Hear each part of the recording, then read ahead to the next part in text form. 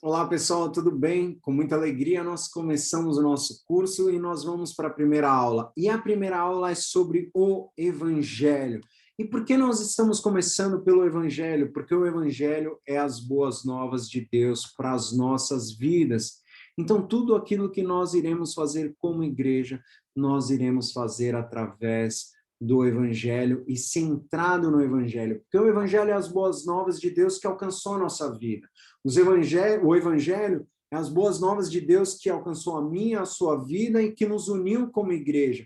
Agora, como igreja, nós centrados no Evangelho, centrados nas boas novas de Deus, ou seja, que a graça e a misericórdia de Deus alcançou nossas vidas, nós iremos propagar essas boas novas, para que Deus nos use e alcance mais pessoas, e para que essa família cresça, para que a gente desenvolva o nosso chamado e para que a gente faça com que o evangelho alcance a cidade e essa cidade seja impactada. E por isso que tudo aquilo que nós iremos fazer, nós iremos refletir e seguir a partir do evangelho, porque o evangelho é aquilo que nós temos de mais importante, as boas novas de Deus para as nossas vidas. E quando nós pensamos nas escrituras, nós iremos ver que ela é dividida num começo, num meio e num fim, ou seja, ela é estruturada para que nós entendamos essa história e nós iremos entender como que Deus resgatou as nossas vidas e como ele vem usando as nossas vidas para o seu chamado. E por isso que quando eu penso nas escrituras, nós pensamos na criação, na queda, na redenção, na consumação. Mas também é muito mais fácil nós pensarmos como que tudo começou. Deus cria os céus e a terra.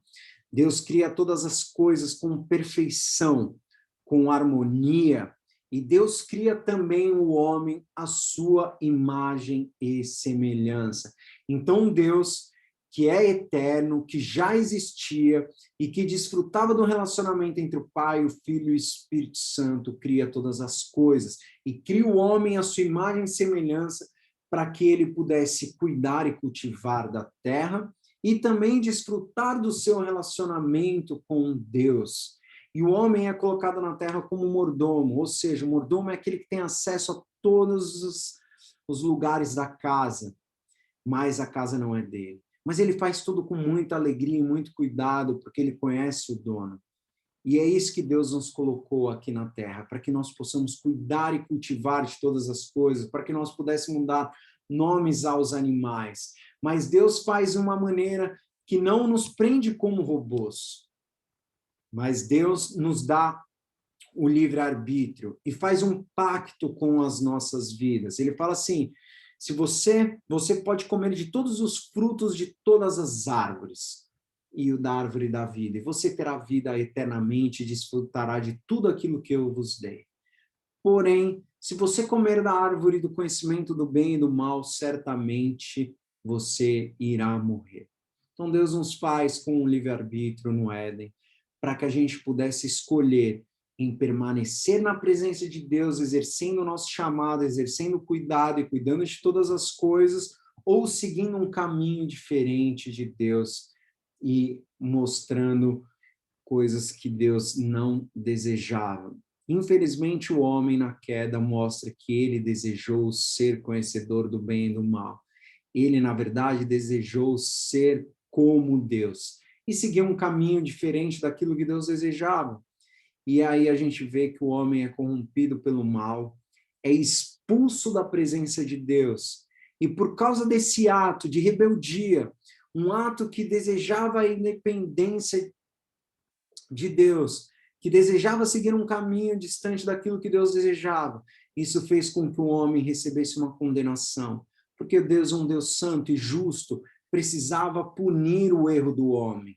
E também o homem herda a corrupção moral, ou seja, todas as partes do homem, a parte relacional, a parte intelectual, a parte moral, a parte criativa e tudo aquilo que o homem é no seu ser foi manchada pelo pecado. E por isso ele não pode mais se relacionar também com Deus. Ele é expulso do jardim. Mas nós vemos em Gênesis 3:15 que Deus já anuncia as boas novas, porque ele fala que do ventre da mulher viria aquele que pisaria na cabeça da cobra. Ou seja, um dia ele viria aqui e destruiria todo o mal. Nesse momento nós não sabemos como, mas desde que o homem pecou, Deus já anuncia o evangelho e já Deus demonstra sua graça e misericórdia sobre a humanidade. E nas escrituras que é o que Deus realiza, qual é a resposta de Deus? Deus cria um plano. E por isso que nós falamos que Deus está em missão. Deus está em missão para restaurar todos os danos que o pecado causou à humanidade. Porque o pecado não só nos separou de Deus, mas ele trouxe consequências drásticas, tanto à nossa vida quanto à própria terra. Nós fomos concebidos em pecados, nós somos mal por natureza, e nós não conseguimos glorificar a Deus. E da mesma maneira a terra veio manchada pelo pecado. Então, devido às grandes consequências que a queda trouxe às nossas vidas, nós fomos expulsos da presença de Deus. Mas o que Deus, qual a resposta de Deus? Deus, na sua graça e misericórdia, cria um plano para restaurar todos esses danos que o pecado causou. E na cruz de Cristo, nós temos o ato central que irá nos livrar da condenação, irá também perdoar os nossos pecados. E esse é o ato em que Deus demonstra o seu amor, a sua graça e a sua misericórdia sobre as nossas vidas. E através da obra da cruz, eu e você temos vida. E por isso que o que Deus realiza uma obra, mas Deus também convoca. Depois que nós somos salvos por Cristo, Deus nos une e forma a igreja.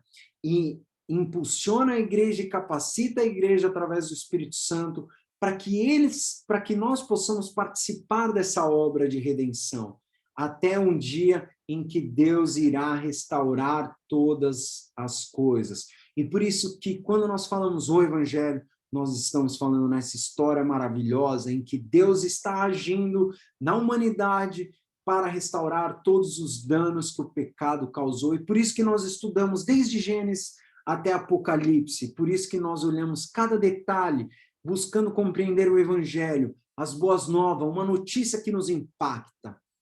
Não são regras que fazem com que nós sejamos salvos, mas a graça e a misericórdia de Deus, um Deus que nos ama e é capaz de se entregar na cruz para que eu e você tenhamos vida.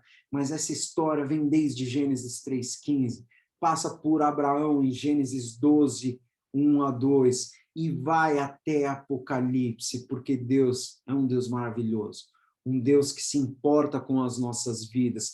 E por isso que nós, como igreja, precisamos compreender desse evangelho maravilhoso, precisamos saber explicar sobre esse evangelho, mas também precisamos ter esse evangelho impactando as nossas vidas. E tudo aquilo que nós fazemos, nós precisamos ter um impacto desse evangelho no nosso coração, para que nós possamos transmitir as boas novas através de uma vida íntegra, mas uma vida transformada pelo evangelho do nosso Senhor Jesus Cristo. Eu não vejo a hora de nos juntarmos para compartilhar esse evangelho, exercer atividades como igreja, para que juntos possamos impactar a vida das pessoas. E por isso que eu te convido, reflita mais sobre o evangelho na sua vida, reflita sobre essa obra maravilhosa, conheça mais as escrituras, entenda as suas unidades, entenda cada história juntando uma a outra, busque cada vez mais esse conhecimento, para que esse evangelho transforme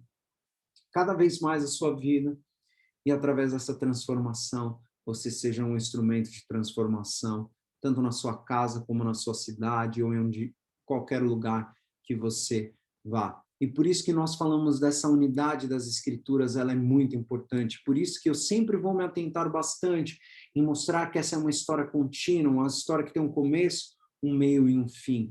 Mas é uma história que faz com que eu e você sejamos impactados. Mas é uma história que irá nos usar para que outras pessoas sejam impactadas. Então, toda a boa nova de Deus que impacta o seu coração, te convida também para fazer discípulos e usar desse evangelho maravilhoso para que muitas pessoas sejam transformadas. E por isso que o Michael Gorin fala que quando permitimos que a Bíblia se torne fragmentada, há perigo dela ser absorvida em qualquer outra história que esteja moldada à nossa cultura.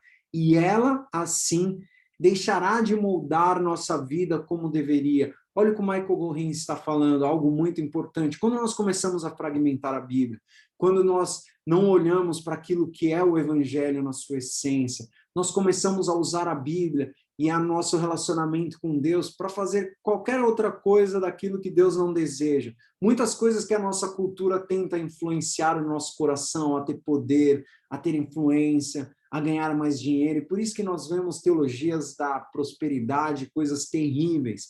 Mas por isso que nós precisamos ter uma compreensão muito profunda do que é o Evangelho. Porque nós, quando temos a compreensão exata do que é o Evangelho, quando nós entendemos essa unidade das Escrituras e quando nós permitimos que ela molde nossa vida, nós começamos a viver uma vida verdadeira. Porque ele coloca e levanta um ponto muito importante. A idolatria distorceu a história cultural dominante do mundo ocidental. Nós vemos que a nossa sociedade ela é guiada pela idolatria, ou seja, pelos ídolos que nós criamos dentro do nosso coração e que nos distanciam de Deus e que muitas vezes usam da própria escritura para o interesse próprio, usam da religião para o interesse próprio, enquanto o evangelho vem alcançar as nossas vidas, produzir vida e transformação, e por isso que nós temos que nos atentar exageradamente a isso. Se como cristãos permitimos que essa história, a história dominante do mundo, da sociedade, não a Bíblia, seja a base do nosso pensamento e ação, então nossa vida manifestará não as verdades das Escrituras, mas as mentiras de uma cultura idólatra.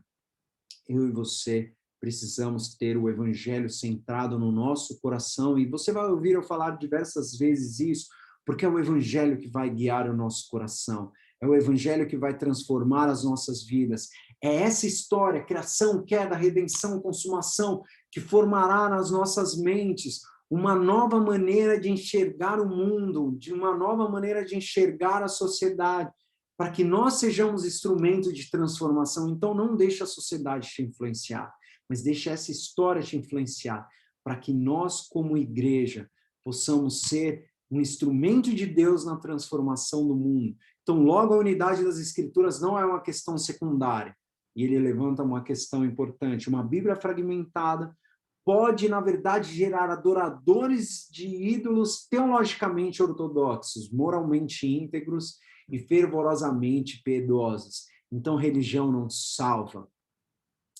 Falar bonito não salva. Parecer que é íntegro não salva. O que salva é Jesus Cristo.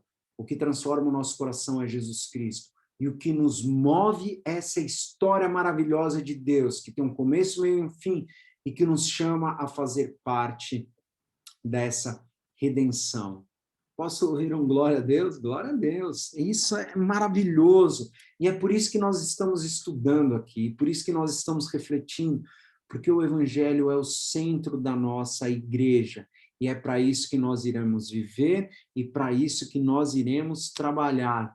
E por isso que nós continuamos falando, o Evangelho é a mensagem de Deus sobre como ele está operando para restaurar o mundo e a totalidade da vida humana.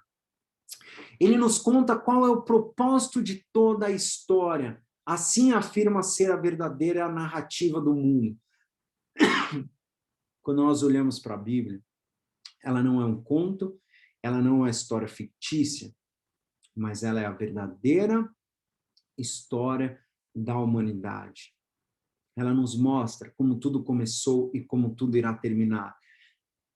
Com a glória de Deus sendo manifestada na criação e com a glória de Deus sendo manifestada na restauração de todas as coisas, nós fomos chamados para sermos adoradores, desde o início até o final. Nós estamos em missão hoje porque existe o pecado. Um dia nós não estaremos em missão, mas estaremos unicamente adorando a Deus, convivendo com Ele e trabalhando junto com Ele, num mundo que não haverá mais a mancha do pecado.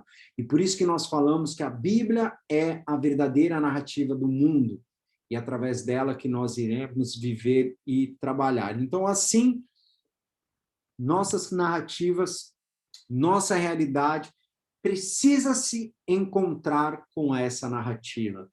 Então, a narrativa das Escrituras, a narrativa da Bíblia, tem que formar o nosso pensamento e a nossa ação. E por isso que nós estamos reunidos como igreja. Nós iremos um ajudar o outro a fazer com que cada dia mais a Bíblia encha as nossas vidas e transforme os nossos corações. E por isso que falamos que Deus está em missão, e eu gostaria de mostrar um pouco para vocês como essa unidade das Escrituras funciona, para que eu e você possamos agir em favor dela. E por isso que eu coloco, Deus chama Abraão, porque em Gênesis 3:15, Deus fala que um dia ele irá restaurar todos os danos que o pecado causou. Isso é maravilhoso. Mas em Abraão, em Gênesis 12, do capítulo 1, do versículo 1 ao versículo 2, Deus fala que através de Abraão ele irá criar um povo, e através desse povo ele iria abençoar todas as nações, ou seja, desde Abraão ele também estava pré-anunciando o evangelho. Por isso que o evangelho são todas as partes, mas tem um ponto principal em Jesus, e nós temos Abraão, Isaac, depois Jacó, José, depois José sendo enviado para o Egito, e aí eles passando lá durante 400 anos, onde as 12 tribos começam a crescer e se formar, que são os 12 filhos de Jacó. Depois a gente vê que Moisés é levantado como libertador, eles tiram do Egito, eles levam para o deserto, Deus abre o Mar Vermelho, eles saem de lá, e aí Deus dá a lei, depois vem a figura do templo, primeiramente o tabernáculo, depois através da própria vida de Salomão, que ele constrói o templo, depois temos a entrada na Terra Prometida, através de Josué, a época dos juízes, depois nós temos a época dos reis, Saul, Davi, Salomão, e aí é uma época em que os profetas exageradamente trazem a voz de Deus perante o povo, trazendo juízo e tentando direcioná-los nos seus erros, nas suas atitudes, mas também muitos profetas também já trazem o evangelho através da sua própria palavra, como a gente ouve muitas vezes em Isaías. Aí nós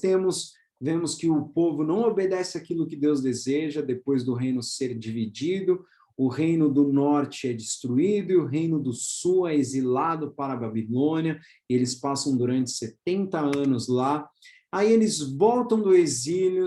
Aí nós temos a história de Neemias, de Esdras, a reconstrução do templo, a releitura da lei, que são épocas extremamente importantes. E aí depois do último profeta, nós temos um silêncio profético de 400 anos, ou seja, que não teve nenhum registro bíblico daquilo que Deus realizou no meio do povo, até a vinda do Messias e a constituição do reino, ou seja, o próprio Deus veio caminhar. Mas nós vemos ao longo da história que Deus está preparando esse momento. Nós iremos ver nas próximas aulas de uma maneira mais específica, mas Jesus vem para que, através do seu nascimento, ministério, morte e ressurreição, ele pudesse anunciar as boas novas, morrer pelas nossas vidas, ressuscitar dos mortos e nos garantir a vida eterna. E aí, através do Espírito Santo, nós temos a capacitação e a fundação da igreja para que ela possa exercer o ID de Jesus. E aí, depois disso, nós temos a nossa própria vida até a consumação do reino e a restauração de todas as coisas.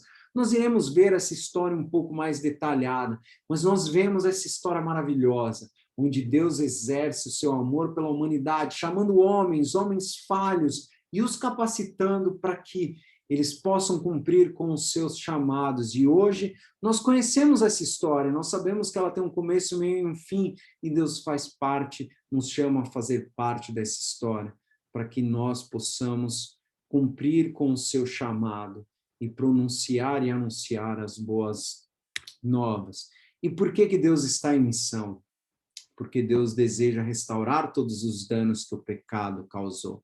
Essas são as boas novas. O relacionamento com Deus foi quebrado, o homem foi corrompido na sua totalidade, o homem não mais se relaciona com os outros homens por causa da insegurança do medo, e por isso que nós vemos o assassinato de Caim e Abel. A gente vê que o homem e a natureza não existe mais harmonia, porque do suor do trabalho ele tem que produzir, antes ele desfrutava de todas as coisas, e a natureza em ela mesmo. Então a gente vê que existe uma história que tem um começo, meio e fim, mas que ela está em história porque o homem desobedeceu a Deus, mas Deus está em missão para restaurar todos os danos que o pecado causou. E por isso que a Bíblia vai contar a história de como Deus restaura todas essas coisas. Essa é a boa notícia. Esse é o evangelho. Apesar do nosso erro, Deus não desistiu de nós. Essas são as boas novas que alcançaram as nossas vidas, e ela que é exposta nas Escrituras, e por isso que eu e você precisamos cada vez mais aprofundar o nosso conceito sobre ela, e por isso que nós estamos aqui. Deus não desistiu de nós. Nós estávamos mortos em nossos pecados, em nossos delitos. Nós estávamos destituídos da glória de Deus. A sua condenação estava vindo sobre a nossa vida. Mas Deus, na sua graça e misericórdia, se entrega naquela cruz. E toda a maldade que seria lançada sobre mim e sobre você é lançada sobre Jesus na cruz. Tim Keller fala algo muito importante. Jesus viveu a vida que eu e você jamais conseguiríamos viver. Eu e você jamais conseguiríamos cumprir com toda a lei. Nós jamais iríamos merecer o céu. Enquanto as religiões tentam encontrar e conquistar o seu lugar no céu, elas jamais irão conseguir. Mas o evangelho, que é as boas novas, o Deus que veio caminhar no meio de nós, ele viveu a vida que eu e você jamais conseguiríamos viver. Mas ainda mais, ele morreu a vida que eu e você deveríamos morrer. Jesus Cristo morreu na cruz, morreu no nosso lugar. A nossa condenação foi lançada sobre ele. E por isso que eu e você temos vida. E por isso que eu e você desfrutamos da maravilhosa graça de Deus. E por isso que eu e você precisamos cada vez mais nos debruçar sobre esse evangelho transformador, sobre essa graça e misericórdia e viver uma vida diferente. E por isso que nós estamos aqui, nessa igreja, para que juntos possamos ser agentes transformadores de Deus. Que Deus abençoe muito as nossas vidas, nos conduza segundo o seu amor e que através desse curso, através dessas reflexões, nós possamos nos constituir como igreja. Vou parar meu interromento aqui. Na próxima aula a gente se vê novamente. Você tem agora as atividades, a leitura complementar, você tem as perguntas e respostas, você tem também as reflexões do seu coração, os versículos para memorizar e ainda mais o desafio. Deus abençoe muito a sua vida, faça uma oração no seu particular, enche o seu coração com a presença do Espírito Santo e viva o verdadeiro evangelho transformador do nosso Senhor Jesus Cristo. Amém? Um grande abraço, fiquem com Deus. Tchau, tchau.